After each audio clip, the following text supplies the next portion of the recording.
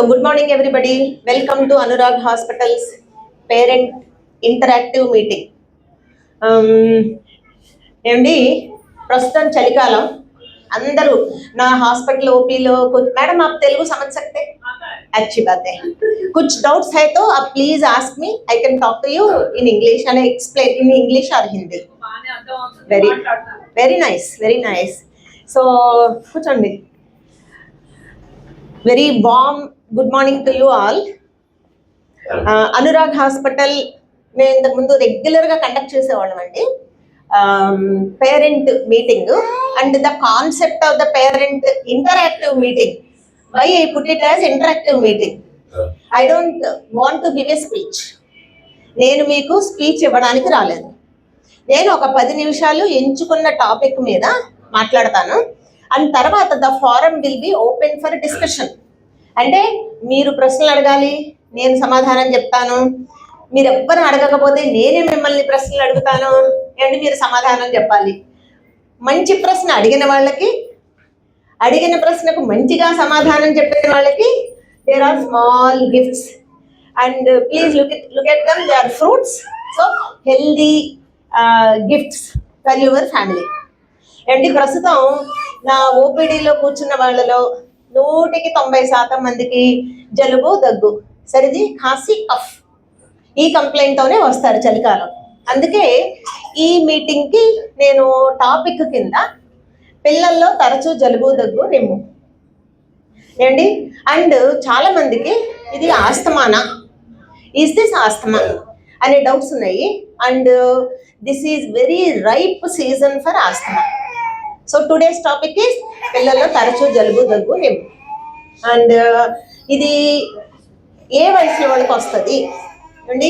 చిన్న పిల్లల దగ్గర నుంచి నెలల లోపు 3-4 నెలల పిల్లల దగ్గర నుంచి ప్రస్తుతం అయితే అన్ఫార్చునేట్లీ 10-15 ఏళ్ల వరకు పిల్లల వయసు ఉన్న పిల్లల వరకు కూడా ఈ జలుబు, దగ్గు, ఆస్తమా చూస్తున్నాం. దీనికి మెయిన్ కారణాలు ఏమండి? First of all environment pollution, వాతావరణ కాలుష్యం. 2 virus infections. Next common is virus infections. 3వది ఓవర్ క్రౌడింగ్. మనం ఇప్పుడు చూస్తున్నాం పిల్లలందరూ ఏసీ స్కూల్స్కి వెళ్తున్నారండి. నేను చాలా మంది అడుగుతూ ఉంటారు, మేడం మా బాబు వెళ్ళే స్కూల్స్ అన్నీ కూడా ఏసీ రూమ్స్ అండి, మా వాడికి అక్కడికి వెళ్తే చాలు జలుబు, దగ్గు వస్తున్నాయి, అదేమన్నా కారణమా అని అడిగారు. డెఫినెట్గా క్రాస్ వెంటిలేషన్. క్రాస్ అంటే ఇంట్లో ఇదివరకు ఎలా ఉండేదండి, ఇల్లు చక్కగా ధారాళంగా గాలి ఒక వైపు నుంచి వచ్చేది, ఇంకో వైపు నుంచి వెళ్ళేది కదా.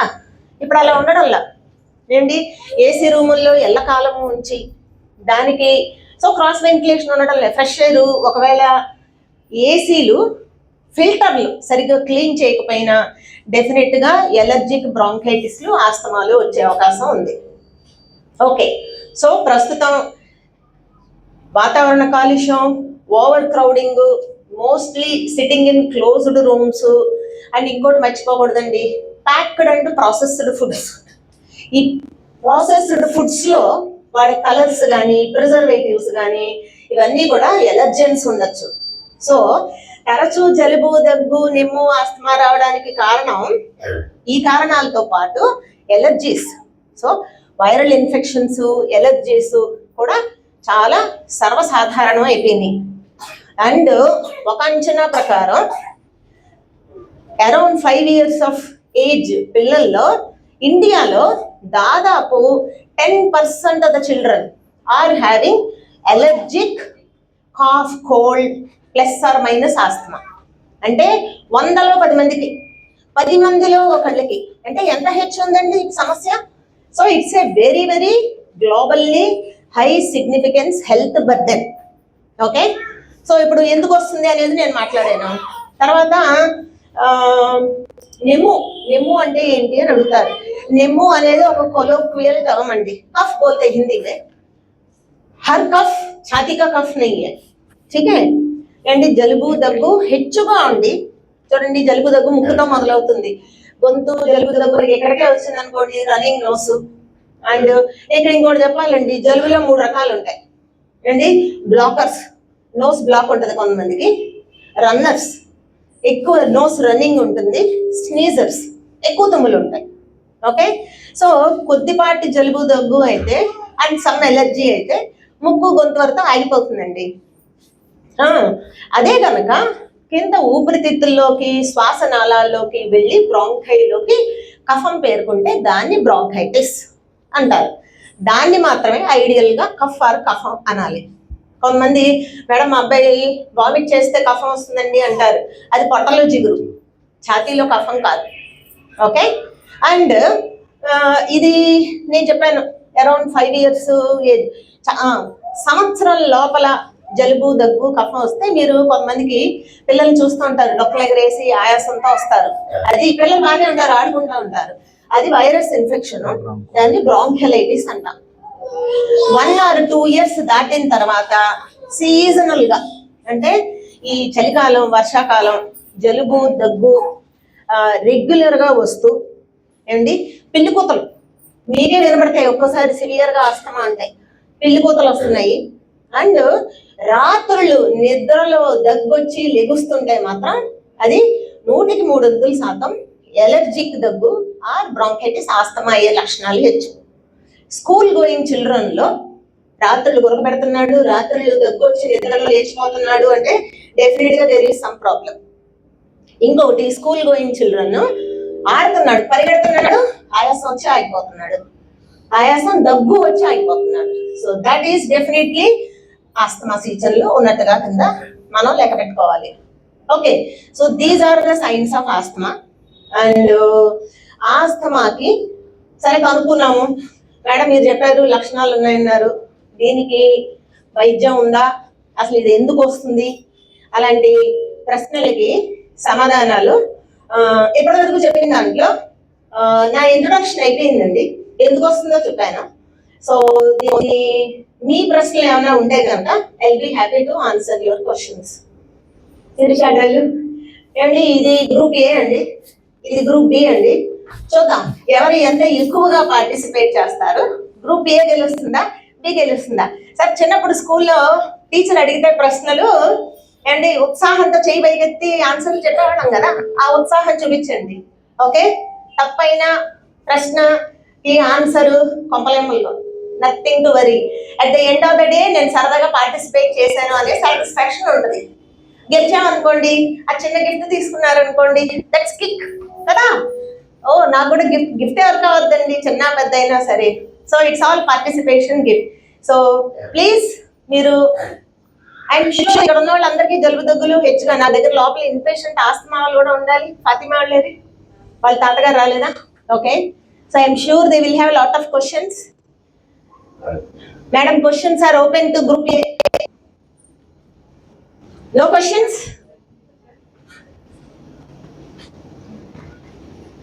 No questions? అక్కడ మేడం అడుగుతారంట.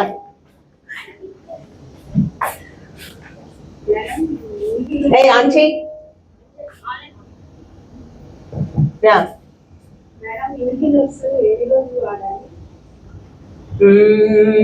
ఎస్,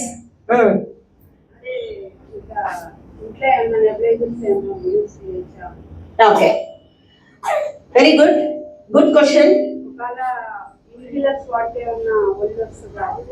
సైడ్ ఎఫెక్ట్స్ ఉంటాయా? Okay, good question, thank you.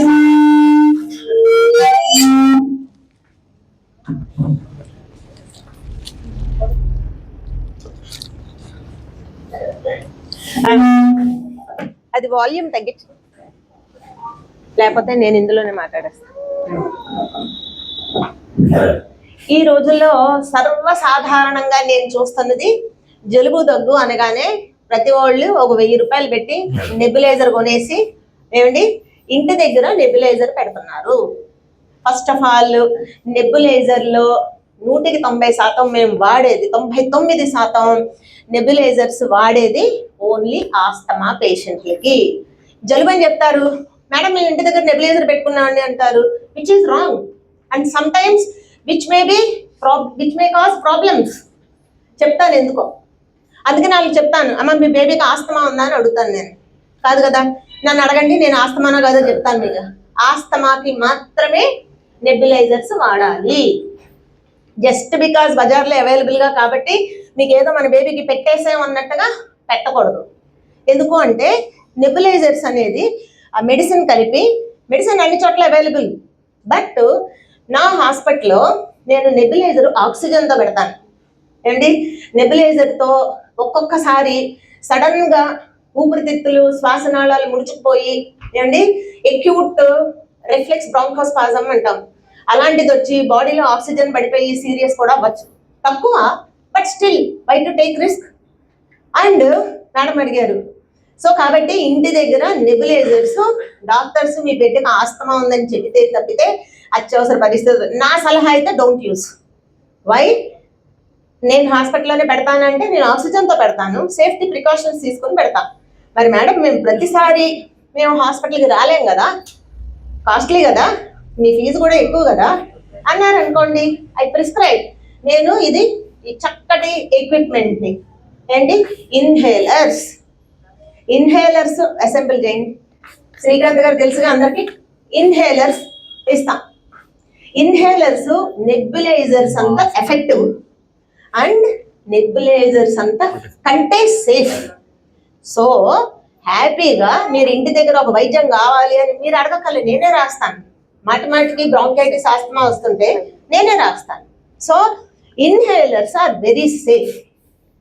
తర్వాత అసలు ఇన్హేలర్సే ఎందుకు అడగండి ప్రశ్న, మేడం అడగండి. లేదండి మేడం, ముందు అసలు ప్రశ్న అడిగినందుకు మీకు గిఫ్ట్ ఇస్తాను, తెచ్చిపెట్టి. Thank you so much for your active participation. Madam, no drug or no medicine or no procedure is without side effects. నేను వేసుకున్నా సరే ఏంటి, నేను పారాసిటమాల్ బిళ్ళ వేసుకున్నా సరే దానికి ఎంతో కొంత సైడ్ ఎఫెక్ట్ ఉంటుంది. సో ఏ వైద్యం అన్నా చేయించుకోవాలంటే you have to weigh the risks and benefits. ఇది వాడితే నాకు వచ్చే బెనిఫిట్స్ ఏంటి, వాడకపోతే ప్రాబ్లం ఏంటి, ఆస్థమాని. సో ఇన్ అదర్ వర్డ్స్ ఆవిడ అడిగిన ప్రశ్నకి ది ఆన్సర్, మీరు అమెరికా వెళ్ళినా లండన్ వెళ్ళినా సరే ఆస్తమాకి వైద్యం ఈజ్ ఇన్హేలర్స్ ట్రీట్మెంట్. ఇన్హేలర్స్ అంటే ఏంటి మేడం? కూర్చోండి, మీ ఆన్సర్ చెప్తా ఈ స్టోరీ క్రమంలో. ఇన్హేలర్స్ అంటే ఏంటి? ఒక మెడిసిన్ ని శ్వాస ద్వారా బాడీ లోపలికి పంపిస్తున్నాం. ఏమండి, ఇప్పుడు నాకు కంట్లో ఇన్ఫెక్షన్ వచ్చింది అనుకోండి, ఐ డ్రాప్స్ వేస్తాం. స్కిన్ ర్యాష్ వచ్చింది అనుకోండి, ఆయింట్మెంట్ రాస్తాం. నోట్లోకి వెళ్ళకంటే ఫస్ట్ ఆయింట్మెంట్ రాస్తాం కదా. అట్లాగా శ్వాసనాళాలకి సంబంధించిన ప్రాబ్లం వస్తే శ్వాస ద్వారా ఇచ్చే మేడం ఇన్హేలర్స్ ద్వారా వైద్యం ది బెస్ట్ అన్న. ఎందుకు? ఫస్ట్ ఆఫ్ ఆల్ నేను టాబ్లెట్ వేస్తే ఒక 1 milligram వేసాను అనుకోండి, ఇన్హేలర్స్ తో ఇచ్చే మెడిసిన్ 1 microgram అంటే 1000వ వంతు. నోటితో వేసే మందు కంటే తక్కువ డోస్లో ఎఫెక్టివ్గా పనిచేసే వైద్యం ఇన్హేలర్స్ ఏంటి. తర్వాత మీరు ఇన్హేలర్స్ ఇస్తున్నారనుకోండి, these are safer than oral medicines. Tablets syrups కంటే సేఫ్. ఎందుకు అంటే మీరు డైరెక్ట్గా ఊపిరితిత్తుల్లోకి వెళ్ళిపోతాం, బ్లడ్లోకి వెళ్ళడం లేదు, వెళ్ళినా చాలా తక్కువ. మీరు టాబ్లెట్ ఇంజక్షన్లు సిరప్లు వేసారనుకోండి, పొట్టలోకి వెళ్ళి లివర్ ద్వారా బ్లడ్లోకి వెళ్ళి బ్లడ్లో నుంచి ఊపిరితిత్తుల్లోకి వెళ్తారు. సో ముక్కు ఎక్కడ ఉందంటే ఇలా చూపించే బదులు మనం అలా చూపిస్తున్నాం, తప్పదు ఒక్కోసారి. Okay, so inhalers are safe madam. Inhalers are safe, 99% safe. అడగండి. వెరీ గుడ్, మీకు ఇంకో గిఫ్ట్ ఇవ్వాలి. అడగండి. ఓకే శిరీష, మీకు మైక్ పని వస్తుందా? Okay, so inhalers are safe, inhalers are effective. Madam, first of all నేను వినేది తల్లిదండ్రులు ఏం చెప్తారు అంటే, అమ్మ మా బేబీకి అలవాటు అయిపోతుందండి. అది కూడా ఒక అపోహ. పక్కింటి వాళ్ళు ఏమనుకుంటారు, మా బేబీకి ఏదో పెట్టేస్తున్నాం, మాస్కులు పెట్టేసి మా పక్కింటోడు మా బేబీకి ఏది ఎక్స్ట్రా ఉండదు. సార్ దయచేసి పక్కింటి వాళ్ళు ఏమనుకుంటారు అనేది ఆలోచించద్దు. మెడికల్ గా సైంటిఫిక్ గా పిల్లల యొక్క సలహాతో వాట్ ఈస్ బెస్ట్ వాడండి. ఇన్హేలర్లు బాడీకి అలవాటు అయిపోతుంది, బాడీ వీక్ అయిపోతుంది అనేది అపోహలు, అలాంటిది ఏమీ లేదు. ఓకే, సో ఇన్హేలర్స్ లో తక్కువ డోస్ తో ఎక్కువ ఎఫెక్టివ్ గా సేఫ్ గా వైద్యం జరుగుతుంది. మీరు అడిగారు నేను కాస్ట్ బెనిఫిట్ చూసుకోమని చెప్పా. వైద్యం నేను ఇవ్వలేదు అనుకోండి ఆస్తమాకి, ఆ చైల్డ్ కి దగ్గు, ఆయాసం, గ్రోత్ ఫెయిల్యూర్, సరిగ్గా ఎదగలేడు. రెండవది రాత్రులు నిద్ర ఉండదు. నిద్ర ఉండకపోతే తల్లిదండ్రులు కూడా నిద్ర ఉండదు. Whole family is affected. And parents lose working days, ఆఫీసులకు వెళ్ళేవాళ్ళు మానేయాల్సి వస్తుంది. సో ఒక వైద్యం పెట్టేటప్పుడు కాస్ట్ ఎఫెక్ట్ రేషియో కనుక్కున్నప్పుడు తల్లిదండ్రుల సెలవులు, వాళ్ళ లాస్ ఆఫ్ పేలు అవన్నీ కూడా చూడాలి. మూడవది ఆస్తమాని వదిలేస్తే లాంగ్ రన్ లో ఏమిటి మేడం అడిగారు కదా, రిస్క్లేండి. ఇన్హేలర్స్ ఇవ్వకపోతే కూర్చోండి. ఆస్తమాని వదిలేసాం అనుకోండి, లాంగ్ రన్ లో ఊపిరితిత్తులు కొంచెం బలహీనం అవుతాయి. ఊపిరితిత్తుల్లో ప్రెషర్ పెరుగుతుంది, సిఓపిడి అంటారు పెద్దవాళ్ళలో. ఊపిరితిత్తుల్లో ప్రెషర్ పెరిగితే గుండె మీద ఒత్తిడి వస్తుంది. కాబట్టి లాంగ్ రన్ లో ఇన్ని సమస్యల బదులు ఆస్తమాకి మనం చిన్నపిల్లల్లో ఆస్తమాని ముందే గుర్తించుకొని దానికి డాక్టర్ల సలహాతో సరైన వైద్యం అనేది నేను చెప్పా. లండన్ వెళ్ళినా, అమెరికా వెళ్ళినా ఇన్హేలర్స్ ఒకటే వైద్యం. ఏంటి ఈ ఇన్హేలర్స్ ఎట్లా వాడాలి? శ్రీకాంత్ డెమాన్స్ట్రేట్ చేస్తారా? వస్తావా నువ్వు డెమాన్స్ట్రేషన్ కి? ఆల్రెడీ యూజ్ చేశారా? అయితే మీరే బాగా చెప్తారు. అయితే మీరే రండి మేడం, మాకు చూపించండి ఎలా ఎలా చేస్తారు. మా వాళ్ళు మీకు ఎంత బాగా ఎక్స్ప్లెయిన్ చేశారో కూడా. మేడం ఇక్కడ నుంచి కూర్చోండి, ఇక్కడ ఇది నీ సీటే. ఫిక్స్ చేయండి.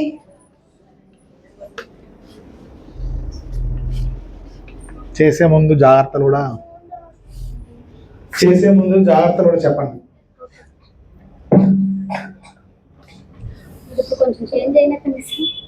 అంతే అంతే. ఇన్హేలర్స్ పార్ట్స్ క్లీనింగ్ అండి. ఇంటి దగ్గర సోప్ వాటర్ తో వాష్ చేసేసి మేడం, తర్వాత వాటర్ కింద వాష్ చేసేసి దాన్ని టవల్ పెట్టి గానీ గుడ్డ పెట్టి గానీ తొడవద్దు.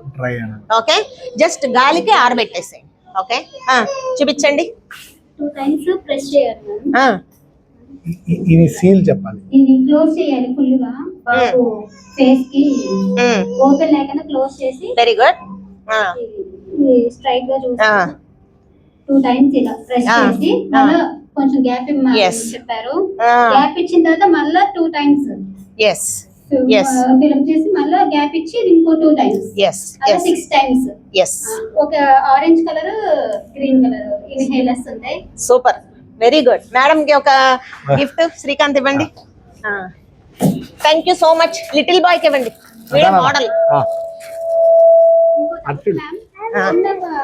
బాగా విపరీతంగా వచ్చినప్పుడు మీరు సిరప్ వేస్తారు కదా, అది యూజ్ చేయొచ్చా ఎక్కువ? అంటే ప్లేస్ అది నాకు అందుబాటులో లేని టైంలో మేము వేరే ప్లేస్ మాది జగ్గేపేట. చెప్పండి మెడిసిన్ పేరు కూడా. హోమియోపతి సిరప్ యూజ్ చేయొచ్చా అని. పిల్లలకి పదే కాపు వస్తే మేము ఇక్కడికి దూరం కదా రాలేం కదా అని మేము మెడికల్ షాప్ లో తీసుకొని యూజ్ చేయొచ్చా అని. కూర్చోండి. మీకు దీనికి ఇంకొకటి గిఫ్ట్ ఇచ్చేసాయి. చాలా వాల్యుబుల్ ప్రశ్న అడిగారు. మీ పేరు? రమాదేవి మేడం. రమాదేవి మేడమే చూసేసి నా పేషెంటా మీరు? Very good. సో 2 generations కి నేనే pediatrician. I will try to be the 3rd generation pediatrician also. ఏమండి చాలా చక్కటి ప్రశ్నలు అడిగారు. ముందు డెమాన్స్ట్రేషన్ అందరూ చూశారు కదా. మీరు 6 puffs చెప్తే ఒకసారి కొట్టి లేదా 2 సార్లు కొట్టి టైము ఎలా చెప్తా అంటే 1 2 3 4 10 కౌంట్స్ చేయండి. ఎందుకు అంటే ఆ మెడిసిన్ మధ్యలో బాక్స్ లో ఉంటది. వాడు 1-2 సార్లు పీల్చుకుంటే మెడిసిన్ కరెక్ట్ గా వెళ్తుంది. ఎస్. అండ్ మేడం చెప్పేసినట్టుగా inhalers, there are 2 types of inhalers. Blue colour ఒకటి ఇస్తాము, ఇంకోటి రెడ్ ఆర్ బ్రౌన్ ఇస్తాం. అండ్ ఈ బ్లూ కలర్ది దగ్గు మందు లాంటిది. అంటే దగ్గు వచ్చినప్పుడు దగ్గు తగ్గడానికి వాడాలి. దగ్గు తగ్గిపోతే అది ఆపేసేయచ్చు. అండి పింక్ ఆర్ రెడ్ కలర్ది మళ్ళీ రాకుండా ప్రివెన్షన్ కి రాస్తాం. సో డాక్టర్లు చెప్పినట్టు పర్యవేక్షణలో సలహాతో వాడండి. నాకు అర్థమైంది ఏంటంటే మీకు మేము చెప్పిన పాఠం బాగా అర్థమైంది. Thank you so much. ఇంకోటి ఏంటి, ఓమ్నాకాటిల్ అనే మందు నేను మెడికల్ షాప్ లో తెచ్చుకుని వెయ్యొచ్చా? My answer is perfect no. ఆ మెడిసిన్ స్టెరాయిడ్ మెడిసిన్ అండి. Okay, steroids are powerful and steroid is like a knife. You can cut your nose, you can cut your vegetables. Okay, so దాన్ని నేర్పుగా చాకచక్యంతో doctor చూసి వీడికి బాగా హెచ్చుగా ఉంది, inhalers తో maintain అవ్వడం లేదు, మళ్ళీ అడ్మిషన్ అవసరం అవుతుంది. ఒక్కోసారి సివియర్ అక్యూట్ ఆస్తమా అని, మేడం ఆస్తమా కంట్రోల్ అవ్వలేదు అనుకోండి, సివియర్ అక్యూట్ ఆస్తమా అని హాస్పిటల్ అడ్మిట్ చేయాల్సి వస్తుంది. And it's a life threatening complication. So అంతవరకు రాకుండా మేనేజ్ చేసుకోవాలి. మేడం వామ్నా కార్టిల్లు డాక్టర్లు చూసి, ప్రిఫరబ్లీ పీడియాట్రిషియన్స్ సలహాతో మాత్రమే. And I give a very short course కదా, 4 రోజులు ఇస్తాం మాక్సిమం, వాడండి. So my answer. అందుకేనండి మా మెడికల్ షాప్ లో వామ్నా కార్టిల్ వితౌట్ మెడికల్ ప్రిస్క్రిప్షన్, మాది లేకపోతే చీటీ లేకపోతే దొరకదు. And it's not safe. అది సో ఏంటి, అది ఎక్కువ వాడేశారు అనుకోండి చాలా సైడ్ ఎఫెక్ట్స్ ఉంటాయి, ఒళ్ళొకి చేస్తుంది. ఇన్హేలర్స్ వల్ల ఒళ్ళు రాదండి, ఈ స్టెరాయిడ్స్ అనవసరంగా వాడితే ఒళ్ళు వచ్చేస్తుంది, డయాబెటీస్ వస్తుంది, కంట్లో క్యాటరాక్ట్స్ వస్తాయి, ఏంటి బోన్స్ వీక్ అయిపోతాయి, కాల్షియం తగ్గిపోతుంది. కాబట్టి చెప్పాక డబుల్ ఎడ్జెడ్ నైఫ్, చాకచక్యంగా తెగకుండా, బాడీ తెగకుండా జబ్బుని మాత్రమే కట్ చేసేటట్టుగా వాడాలి. ఓకేనా? మీరే ఆస్తమా పేషెంటా? అడగండి. దగ్గు జలుబు జ్వరం వస్తుంటే అదే దిమ్మ ఆస్మాని డిక్లేర్ చేసుకుని ఆస్మాకి అసలు ట్రీట్మెంట్ పూర్తిగా ఉందా? వెరీ గుడ్, వాడాలి. Very good. ఏం తినకూడదు, మేడం కూడా అడిగారు. Very good. ఆస్తమా అనేది ఇందాక చెప్పా, ప్రతి జలుబు దగ్గు ఆస్తమా కాదు. సో నేను చెప్పిన లక్షణాలు, పిల్లికూతలు, ఆయాసం, రాత్రులు నిద్ర పట్టకపోవడం, దగ్గు రావడం, అండ్ పరిగెత్తుతున్నప్పుడు స్కూల్ గోయింగ్ చిల్డ్రన్ దగ్గు వచ్చి ఆగిపోవడం, ఇవన్నీ ఆస్తమా లక్షణాలు. అండ్ ఆస్తమాకి కంప్లీట్ క్యూర్ ఉందా? అదృష్టవశాత్తు మా పీడియాట్రిక్ ఆస్తమా చిన్నపిల్లల్లో 2-3 సంవత్సరాల్లో మొదలవుతుందండి. దీన్నే పాల ఉబ్బసం నిమ్మంటాం, అంటే బాల ఉబ్బసం. చిన్నపిల్లల్లో వచ్చే దగ్గు, జలుబు, ఆయాసం. వీళ్ళు చాలా మందికి 100% మందికి 6-7 సంవత్సరాల వయసు వస్తే తగ్గిపోతుంది. ఓకే. అండ్ ఎక్కడో ఒకళ్ళిద్దరికి మాత్రం పెద్ద అయినా సరే ఆస్తమా ఉండొచ్చు. దీనికి కొంతమందికి జెనెటిక్ కాజెస్, వారసత్వం కూడా కారణం కావచ్చు. ఓకే సరే, మీరు అన్ని జలుబులు ఆస్తమాలు కావు, అన్నిటికీ నెబులైజర్లు అవసరం లేదు. మేడం ఇక్కడ ఇంకో మాట చెప్పాలండి, అన్ని జలుబు దగ్గరికి దయచేసి యాంటీబయాటిక్స్ వాడద్దు. ఆస్తమాలు, జలుబు, దగ్గులు 100% సాధారణ వైరస్ ఇన్ఫెక్షన్స్. దీనికి ఉపశమనానికి మందులు చాలు. యాంటీబయాటిక్స్ వాడితే ఒళ్ళు బుల్లైపోతుంది, తెలుగులో చెప్పాలి అంటే బాడీ వీక్ అయిపోతుంది. యాంటీబయాటిక్స్ అది కూడా మళ్ళీ అంతేనండి, పొద్దునేని కత్తి లాంటిది. యాంటీబయాటిక్స్ పద్దాక మా దురదృష్టం కొద్దీ మెడికల్ షాప్స్ లో కానీ అదే అన్క్వాలిఫైడ్ క్వాక్స్ కానీ రాస్తే వాడేస్తున్నారు. ఏంటి స్కూటర్లోనే పెట్రోలే పోస్తాం, నీళ్లు పోయాం కదా, పాడైపోతుంది కదా. అట్లాంటి హ్యూమన్ బాడీని ఎంత జాగ్రత్తగా చూసుకోవాలండి. So please do not use antibiotics for every cough and cold. అదైపోయింది. ఇంకొక వాల్యుబుల్ ప్రశ్న అడిగారు నన్ను, మేడం ఆస్తమా తగ్గడానికి పూర్తిగా వైద్యం లేదా మేడం? ఉంది. ఆస్తమా పూర్తిగా కంట్రోలబుల్. నేను చెప్పా చాలా మందికి పెద్దగా తగ్గిపోతుంది. సో మనం వాళ్ళని ఒక 5-6 ఇయర్స్ వాళ్ళని కొంచెం జాగ్రత్తగా కాసుకొని డాక్టర్ల సలహాతో ఇన్హేలర్స్ వాడితే ఆస్తమా ఈజ్ కంట్రోలబుల్. అండ్ నేను ఇంకా కారణాలు చెప్పా, వెల్ వెంటిలేటెడ్ హౌస్ ఉండాలి. అండ్ ఇంట్లో అది కూడా చెప్తాను నేను, ప్రివెన్షన్ ట్రిగ్గర్స్ అంటాం, అది రాకుండా, అది ఉండకుండా ఏం చూసుకోవాలో చెప్తాను. ముందు ఫుడ్ గురించి అడిగారు మేడం, అడిగారు, మీరు అడిగారు. ఏంటి చాలా మంది తల్లిదండ్రులు ఏంటి పాలివ్వరు, పెరిగివ్వరు, నెయ్యి ఇవ్వరు, ఏ పండు పెట్టరు. ఏమండి అసలు ఆస్తమాకి డైట్ రెస్ట్రిక్షన్స్ అనేవి చాలా తక్కువ. ఏమండి ఒక్కటే, మేము చలికాలంలో because cold things and cold air also can trigger asthma, కాబట్టి ఐస్ క్రీమ్స్, కూల్ డ్రింక్స్ లాంటివి అవాయిడ్ చేసేయండి. ఇక ఫ్రూట్స్కి వస్తే మా అబ్జర్వేషన్ చాలా మందికి బత్తాయి, కమలా లాంటి కొంతవరకు పడవు ఈ సీజన్లో. But I tell you, mother is the best judge. Mother or father, parents are the best judges. మీకు ఎగ్గిచ్చారు, కాసేపు అయిన తర్వాత ఒంటి మీద దద్దులు, ఆయాసాలు లాంటివి వస్తాయి, అవాయిడ్ చేయండి. ఓకే, అంతేగాని మా వాడికి పడదు, పాలు ఇస్తే కఫం వస్తుంది, పెరిగిస్తే కఫం వస్తుంది అని దయచేసి వాడికి అన్ని రెస్ట్రిక్ట్ చేసేసి వాడిని గ్రోత్ని ఇన్హిబిట్ చేయమాకండి. ఓకేనా? సో మీరు అబ్జర్వ్ చేయండి, ఒక ఫలానాది ఇచ్చాం, అది ఇస్తే వాడికి వస్తుంది అనుకుంటే కనుక స్టాప్ ఇట్, అప్పుడు మీరే చూసుకోండి. ఓకేనా? So you are the best judges. Next ఏం ప్రశ్న అడిగారు? ఆస్తమాని నివారించచ్చా? ఫస్ట్ ఆఫ్ ఆల్ ఆస్తమాని నివారించాలి అంటే వచ్చింది అటాక్, మనం ట్రీట్మెంట్ మాట్లాడుకున్నాము. అండ్ సివియర్ అక్యూట్ ఆస్తమా, దీనికి లొంగలేదనుకోండి, నేను ఫస్ట్ ఏం చేస్తాను, మెడిసిన్ ఇస్తాను, 3 టైమ్స్ నెబులైజర్ పెట్టిస్తాను, అరగంట ఆగి చూస్తాను, ఇంప్రూవ్ అవ్వలేదు, ఇంకా అవసరం అయితే అడ్మిట్ చేసి ఇంజెక్షన్స్, హాస్పిటల్గా ఇన్పేషెంట్గా నెబులైజర్లు పెట్టాల్సి వస్తుంది. అంతవరకు రాకుండా ఉండాలంటే నేను చెప్పిన జాగ్రత్తలు తీసుకున్నాను. సరే, జాగ్రత్తలు ఏంటి, ప్రివెన్షన్ ఎట్లా ఏంటి? మనం ఏమనుకున్నాం మేడం, స్క్రీన్ తగ్గించేసారా? ఎలర్జెన్స్ ఏమండి, ఇంటి వాతావరణంలో మార్పులు చెయ్యండి. ఇల్లు ధారాళంగా గాలి ఆడేటట్టు, క్రాస్ వెంటిలేషన్ ఉండేటట్టు చూడండి. ఏమండి, ఫ్రెష్ ఎయిర్ వస్తూ పోతూ ఉండాలి.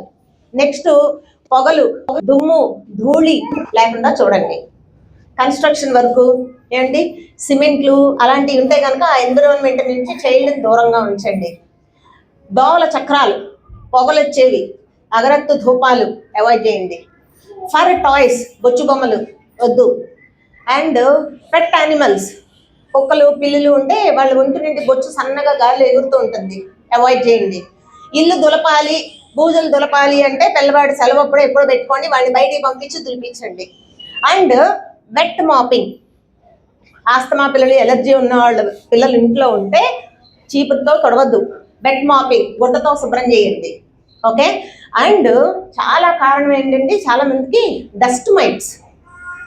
డస్ట్ మైట్స్ పిల్లల యొక్క పక్క బట్టల్లో కూడా ఉండొచ్చు. సో రెగ్యులర్గా పిల్లల పక్క బట్టలు చక్కగా సబ్బుతో వాష్ చేసి ఫ్రీక్వెంట్గా ఎండలో ఆరబెట్టి క్లీన్గా ఉండేటట్టు చూసుకోండి. అండ్ అవాయిడ్ ప్రిజర్వ్డ్ ఫుడ్స్, ప్యాకెట్లు ఏంటి అండ్ టిన్నుడ్ ఫుడ్స్ అవాయిడ్ చేయండి. అండ్ ఇక్కడ నేను ఒకటి చెప్పాలండి, there is a vaccine, flu vaccine advise చేస్తాను ఆస్తమా ఉన్న వాళ్ళకి. యాక్చువల్గా మా Indian academy of pediatrics recommendation ప్రకారం అండి, ఆల్ చిల్డ్రన్ బిలో 5 years 6 నెలల నుంచి మొదలుపెట్టి ఆస్తమా ఫ్లూ వ్యాక్సిన్ వేస్తాం. అండ్ ఇది ఆస్తమా ఉన్న పిల్లలకి తప్పనిసరిగా వేయించండి. సరే అండి, ఫ్లూ వ్యాక్సిన్ వేస్తే ఇంకా అసలు మా పిల్లలకి ఎప్పటికీ జలుబు రాదా? నో, రావచ్చు. ఫ్లూ వ్యాక్సిన్లో ఏ ఇయర్కి ఇయర్ ఒక 4 కామన్ వైరస్లు ఐడెంటిఫై చేసి ఆ ఏడాది వచ్చేవి అందులో పెట్టి వ్యాక్సిన్ తయారు చేస్తారు. ఏమండి, సో జలుబు రావడానికి 100ల కొద్ది వైరస్లు ఉన్నాయి. కొన్ని కామన్గా వచ్చే వైరస్ల వల్ల జలుబు దగ్గులు రాకుండా ఉంటుంది. సో కొంతవరకు కంట్రోల్ అనేది కుదురుతుంది. సో మామూలు వాళ్ళు వేయించుకోండి, 5 సంవత్సరాల్లో పిల్లలు. ఒకవేళ అది కాదు, ఆస్తమా ఉన్న పిల్లలు మాత్రం తప్పనిసరిగా వేయించుకోండి. Any other doubts? Seasonal flus అనేది కామన్. సీజనల్ ఫ్లూస్ కాకుండా అన్నెసెసరీగా కూడా ఊరికే పిల్లల్లో మేబీ ఇమ్యూనిటీ తక్కువ వల్ల కానీ ఇంకొక విషయం వల్ల కానీ వాళ్ళకి రెగ్యులర్ గా కోల్డ్స్ అండ్ కాఫ్ ఎలా ప్రివెంట్ చేయొచ్చు? మేడం, కాఫ్ కోల్డ్ మనం ఎదిగే క్రమంలో ఒక ముఖ్య భాగం. ఓకేనా? Thank you so much. ఏంటి ఇప్పుడు ఇంట్లో పిల్లలకి జలుబు దగ్గులు వచ్చినాయి, మీకు రావు కదా? ఎందుకు? మనం చిన్నప్పటి నుంచి జలుబు దగ్గులకి పడి ఉన్నాం. So body develops immunity. So పిల్లల్ని కూడా మామూలుగా నెలకోసారి జలుబు దగ్గు వస్తుంది, డాక్టర్ చూపించుకున్నారు, సీరియస్ ఇన్ఫెక్షన్ కాదు, ఆస్తమా కాదు. వదిలే, జలుబుకి ఒక సామెత ఉందండి, మందేస్తే వారం, వేయకపోతే 7 రోజులు. తెలుసు కదా ఏంటి? సో వేసినా వేయకపోయినా పెద్దగా తేడా ఏమీ రాదు. ఓకే? సో మేడం, అలా అయితే మీరు రాసిన జలుబు మందులు వాడకపోయినా పర్లేదంటే నో ప్రాబ్లం, ఓన్లీ జలుబు. ఓకే? సో జలుబు, తుమ్ములు, దగ్గు అనేది ఒక ప్రొటెక్టివ్ రిఫ్లెక్స్ బాడీలో. ఏమన్నా డస్ట్ వెళ్తే body will throw it out, let it come out. ఓకేనా? సో మేడం, సో ఫ్రీక్వెంట్ గా జలుబు దగ్గులు వస్తున్నాయి, అదర్వైజ్ పిల్లాడు బాగున్నాడు, ఎదుగుతున్నాడు, బాగున్నాడు అనుకుంటే if the child is below 5 years flu vaccine వేయించండి. అండ్ ఇమ్యూనిటీ పెరగాలి అంటే good food and healthy food ఎదిగే పిల్లలకి. అండ్ ఇంకోటండి, ఫస్ట్ 6 నెలల్లో తల్లిపాలు మాత్రమే తాగిన వాళ్ళలో ఆస్తమాలు, ఎలర్జీ జబ్బులు, నెమ్ములు వచ్చే అవకాశాలు తక్కువ. So promote breast feeding first 6 months, తర్వాత నుంచి వ్యాక్సిన్ వేయించండి. Next healthy protein rich food for the optimum growth of the baby. Parents గా మీరు తీసుకోగలిగే ప్రికాషన్స్ బిడ్డ చక్కటి ఎదుగుదలకి, ఆరోగ్యానికి. అది ఎనీ అదర్ డౌట్స్?